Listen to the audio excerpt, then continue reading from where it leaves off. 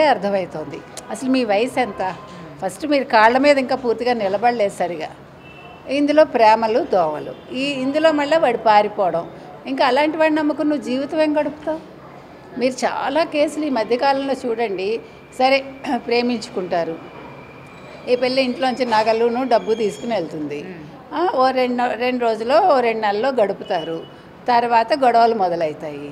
వాడు ఈ పిల్లని చంపడం, ఈ పిల్ల వాడిని చంపడం, ఇద్దరు కలిసి దొంగతనాలు చేయడము, లేదా రోడ్డు మీదకి రావడము, ఇవే జరుగుతున్నాయి. తర్వాత తల్లిదండ్రులు బ్లేమ్ చేస్తారు. మళ్ళీ మమ్మల్ని వెనక్కి పిలవలేదు, మమ్మల్ని చూసుకోలేదు. మీరు ఏ ధైర్యంతో వెళ్ళారో ఆ ధైర్యంతో మీరు బతకాలి.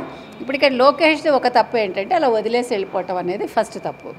రెండోది, అన్నలు ఆ పిల్లని కూర్చోపెట్టి చెప్పాలి. భయపెట్టినందువల్ల ఏం జరగదు. మీరు ఎంత వద్దంటే ఆ పిల్ల అటువైపు అంత అట్రాక్ట్ అవుతుంది. ఫస్ట్ అది ఎట్లా ఉంటుందంటే, మీరు ఏదైతే వద్దంటారో, మనం ఒక చెడు అన్నప్పుడు ఆ చెడు మీదే ఆ పిల్లలు కావచ్చు